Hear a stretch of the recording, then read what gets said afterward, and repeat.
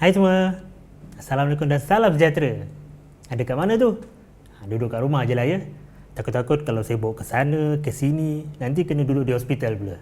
Di tangan saya sekarang ni ada telefon pintar terbaru daripada Apple. Nama dia iPhone SE 2020. Tapi kita pendekkanlah nama dia, panggil iPhone SE sajalah. Walaupun ia telefon pintar terbaru daripada Apple, harganya paling murah. Tapi kenapa jangan beli?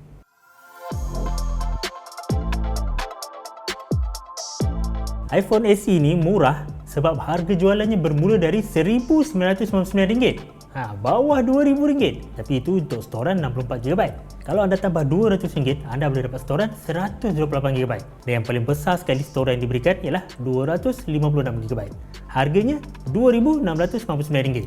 Telefon pintar Apple termurah selepas tu ialah iPhone XR. Harganya RM2,899 dengan storan 64GB. RM900 lagi mahal daripada iPhone SE ni. Jadi murah kan iPhone SE ni? Sebelum tu kita nak belik sikit kotak iPhone SE yang baru ni. Kotak ni tak ada beza pun dengan kotak telefon pintar yang lain. Yang saya ada ni storan dia 256GB, warna hitam. Ini spek Malaysia punya. Jadi di dalam ni depan sekali ni biasalah dia punya kertas-kertas ni dan ada stiker Apple. Ini semua iPhone dapat ni best. Lepas tu dia ada phone kepala dengan kabel lightning. Kabel USB ke lightning dan ada kepala pengecas 5W. Penat nak cakap lah. Apple dah tahun 2020 pun masih 5W kepala pengecas. Apa yang kedekut sangat nak bagi 10W pun tak tahulah. Okey, sekarang kita tengok pula pada rupa iPhone SE yang baru ni. Kalau anda peminat iPhone, mesti anda kenal kan? Rupa telefon ni sangat mirip dengan iPhone 6. Bukan iPhone 6. Saiz dia sama dengan iPhone 6 yang dilancarkan pada tahun 2015 dulu. Bukan, 2014 je. 6 tahun lepas. Yang sebenar betulnya, rupa luaran iPhone SE ni sama dengan iPhone 8. Tapi iPhone 8 ni itulah dia mengekalkan saiz yang sama dengan iPhone 6 dulu. Apa yang sama dia? Skrin dia 4.7 inci, resolusi HD dengan butang Touch ID kat bawah ni. Bingkai dia pun tebal tengok atas dengan bawah telefon ni. Sama dengan iPhone 6. Pendek katalah, depan ni iPhone 6, belakang dia iPhone 8. Rekaan tahun 2014.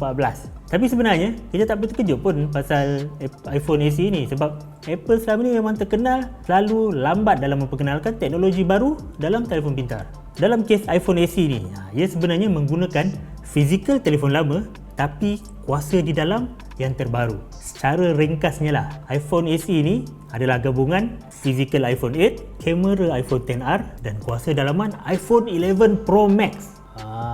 Tahu tak? Dengan gabungan ketiga-tiga ini, Apple berjaya menghasilkan sebuah telefon pintar berkelas flagship dengan harga di bawah RM2,000. Tetapi kena ingat, flagship di telefon ini hanyalah kuasa pemprosesnya, iaitu chip A13 Bionic yang sama dengan iPhone 11 Pro Max yang berharga lebih RM5,000 tu. Kelebihannya di sini, iPhone SE ni boleh terima kemaskini sistem operasi yang sama panjang dengan iPhone 11 Pro Max. Sebagai contohnya, iOS 13 yang terbaru boleh dipasang sehingga ke iPhone 6s yang dilancarkan pada tahun 2015. Jadi sistem operasi lebih kurang 5 tahun boleh digunakan di iPhone. Kalau iPhone SE ni dilancarkan tahun 2020 ni, dijangka boleh pakai sampai 2025.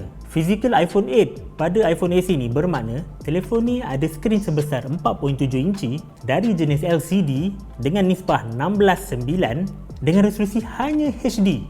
Dah tahun 2020 ni ada ke orang masih berminat nak guna telefon dengan skrin bawah 5 inci? Kecil no.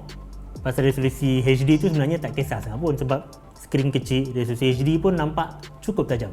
Tapi saya yakin ramai yang tak kisah dengan saiz skrin kecil ni sebab nak gunakan iPhone yang murah. Asal guna iPhone. Okeylah, saya anggap anda tak kisah dengan saiz skrin yang kecil ni. Kita cerita pula pasal kamera dia. iPhone SE ni ada 2 je kamera. Satu di depan 7MP dan satu lagi di belakang 12MP. Kalau telefon Android bawah RM400 tu boleh dapat 2 kamera kat belakang. Kalau dalam RM600 tu siap boleh dapat 4 kamera belakang. Resolusi pun sampai 48MP. Tapi kualiti kamera iPhone SE ni boleh kata lebih baik daripada kualiti kamera telefon Android yang murah tu. Cuma telefon iPhone ni tak boleh lah nak tangkap gambar ultra lebar dan juga makro. Pasal kamera bokeh tu tak penting sangat lah. Kebanyakannya pemproses image digital yang buat. Untuk yang kaki selfie dan Instagram je, kamera di telefon iPhone SE ni memang cukup memadai lah. Jadi anda rasa skrin kecil okey, kamera dia pun okey, macam mana pula dengan baterinya? Disebabkan iPhone SE ni fizikal dia sama dengan iPhone 8 dan Apple sendiri kata tenaga bateri ni sama panjang dengan iPhone 8. Jadi saya rumuskan bateri iPhone SE ni teruk. Saya cakap ni bukan daripada website Apple tu je, tapi saya dah cuba sendiri. Saya main PUBG 2 round, kemudian media sosial Twitter, Facebook, Instagram dalam sejam dan tengok YouTube dalam 20 minit. Buat benda tu habis 50% bateri dia. Lepas tu saya gunakan macam biasa dan bateri tinggal 10% yang menunjukkan penggunaan hidup skrin selama hampir 5 jam dan penggunaan keseluruhan hampir 13 jam. Memang teruk lah bateri iPhone SE ni nak bandingkan telefon zaman sekarang ni. Apatah lagi kalau main game, memang tak boleh lah dengan iPhone SE ni.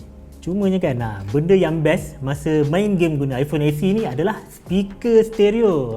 Speaker mono canggih macam mana sekalipun tak akan boleh lawan speaker stereo. Saya main PUBG tu kan, dengan speaker stereo senang nak tahu orang datang dari kiri ke daripada kanan. Cakap pasal bateri ni lagi kan, saya ni bukan pengguna iPhone, jadi saya tak ada simpan kabel lightning. Kelebihan iPhone SE ni, dia ada pengecasan wireless.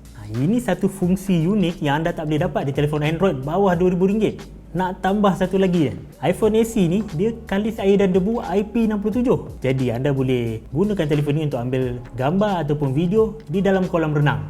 Ini satu lagi benda yang anda tak boleh jumpa dalam telefon Android bawah RM2,000. iPhone SE ada IP67, pengecas wireless. Sebagai kesimpulannya, saya memang tak nak lah beli iPhone SE ni. Dah lah skrin kecil, susah nak tengok banyak benda, bateri pun kecil, nanti kena share bawa powerbank je. Nak main game pun siap-siap kena cocok powerbank selalu. Lagipun pengguna iPhone ni memang terkenal kan, selalu pinjam powerbank dengan orang lain.